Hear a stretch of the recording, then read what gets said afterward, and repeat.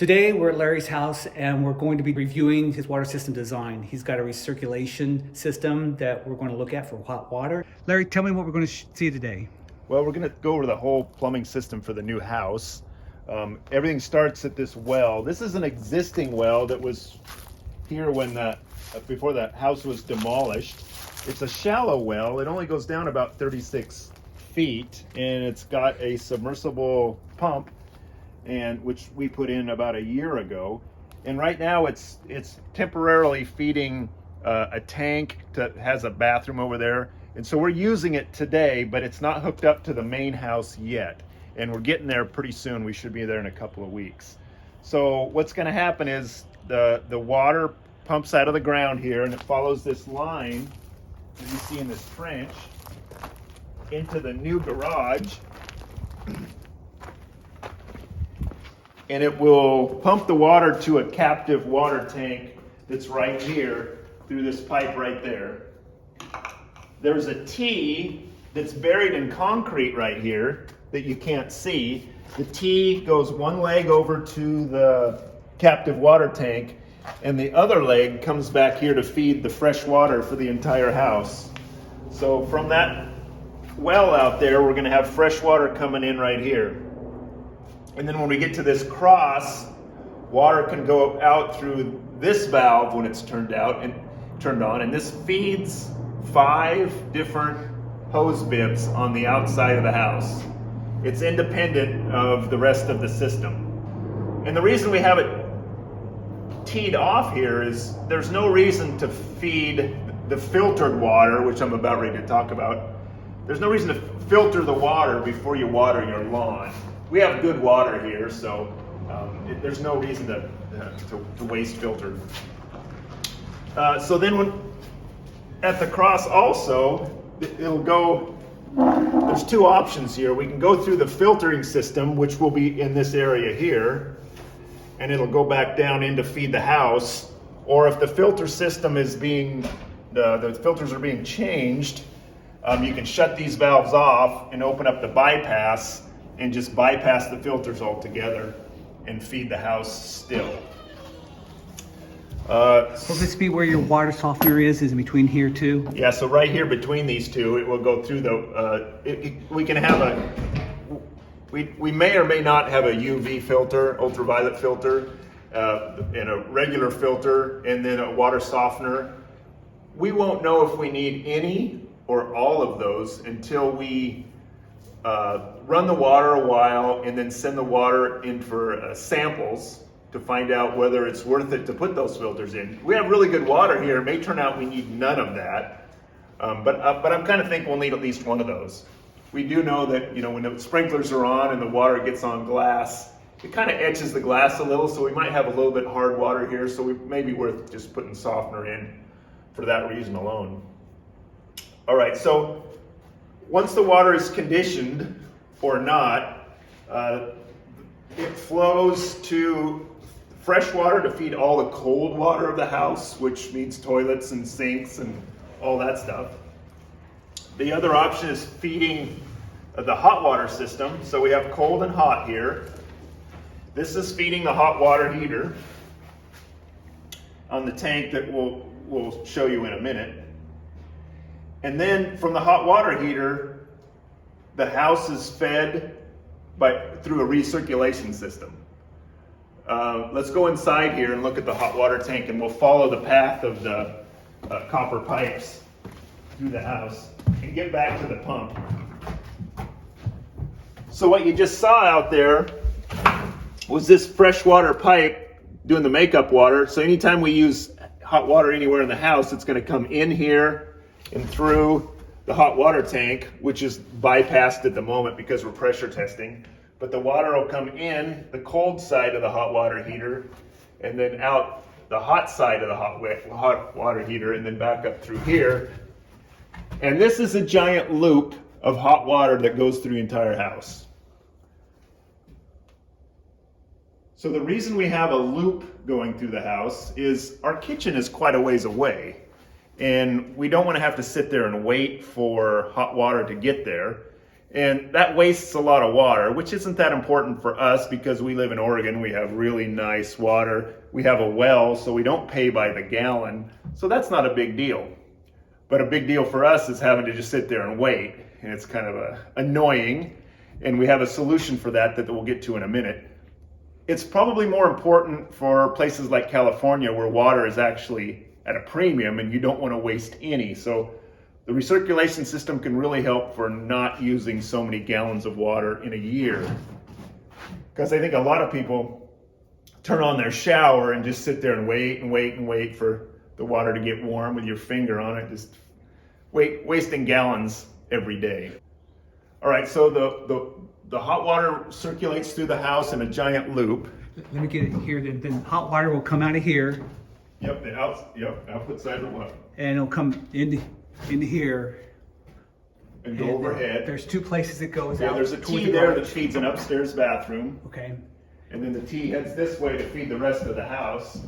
Consider pressing the thumbs up if you like this video. And then you can see there's a hot water and a cold water right here. That's why there's two pipes. And this is feeding both the upstairs and the downstairs. But the recirculation leg for hot water is right here. And this is where it, right here. And this is where it turns 90 degrees and heads back over to pick up the kitchen on the other side of the house. So this is all one giant loop.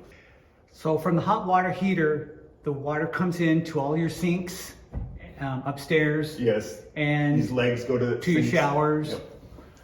Okay.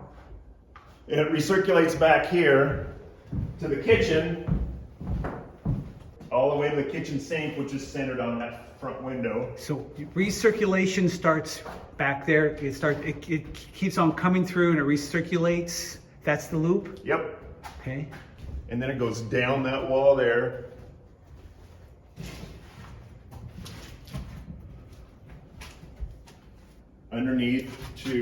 Right underneath where you're standing here, right to under here. And then it heads back towards the hot water heater again. Right here. Now it's picking up the half bath here, and it's picking up the laundry room on the other side. So the hot water is really close underneath the floor right here. So you turn on this hot water, it'll be almost instant hot because there's only 2 feet of copper pipe it needs to run out. And then it returns back to right here. This is the recirculation pump that runs and circulates the water in that loop we just discussed. Does it stay on all the time? So they can. I think a lot of people have these running just 24/7 all the time. They're basically dumb, if you will. And they really don't take up much electricity. The wattage is really low. I think it's like 85 watts or something like that. It's not much at all to have it running all the time. So it's not a big expense in that matter. But they make them that also have timers on them that only come on specific times of the day. And this one, I'm going to have a sensor that senses the temperature. And if the temperature is already warm, it will shut off. But once the temperature of the returning water drops to a certain point, the pump will kick on again and it'll recirculate till you get back up to that temperature again. So what's happening here is the water is returning from under the floor like we just showed you, coming up into here, coming out, and then back in the other side of the wall to meet up with this pipe, which is the makeup water, cold incoming makeup water. So to make this work right and not have your hot and cold mix, you have to have a couple of check valves. Here's a check valve, and that ensures that water in this cycle, from this pump, is not pushed back into the cold side. So water always has to go that direction. And then there's a check valve right here, so any makeup water, if this pump happens to be turned off, it could very well be that if you turn on a sink, the makeup water, instead of going through the hot water heater on the other side of this wall, it could just run reverse to the sink and you end up never getting hot water. So you have 2 check valves here that keep the hot and cold side from mixing. So because you have a check valve here and here that oppose each other and a hot water heater in the middle, you have a problem in that water expands when you heat it up. It's especially a big problem when you first turn on the system, when you have cold water and you're going to raise the temperature of the water, maybe 50 degrees. It's going to expand, and that 80-gallon hot water heater in there could very easily expand an extra 1 gallon of pressure. Now that pressure's got to go somewhere, and if you have two check valves here, that's a problem. And what could happen is the pressure valve on the hot water system could just pop, and you'd lose all the water out that valve. And sometimes they don't like to reseat themselves, and then you got a leak. So what we've done here is put a captive water tank, just like that giant blue one over there, that can handle that. This is a 2-gallon tank, and if you ever do get that, whenever you initially bring up the system temperature, this is where that extra gallon of water that expands is going to go. It's not going to overpressurize the system and blow off your pop-off valve on your hot water heater. So that's what this thing is just to handle that, give you a cushion for when you heat up the system.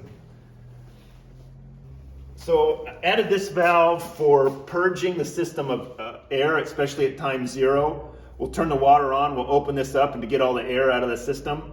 And also, when this is done, I'm going to put a hose valve here so I can have hot water for like washing a car or filling up a bucket of hot water.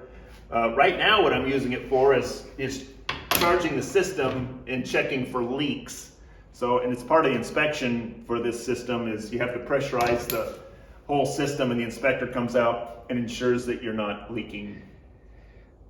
All the pipes in this recirculation system, we're going to independently insulate those so we're not losing heat along the way. Some of the pipes are already embedded in like regular fiberglass insulation, but even those we want to also insulate so we don't have temperature drop along the path. Larry designed and built this recirculating hot water system for his home. The total cost of his system is $1,094, with about half of that as a labor to install it. The purchased items listed are in the video description below, along with a website you can find the system's drawing and the breakdown of costs. If you enjoy this video, please like and subscribe for more.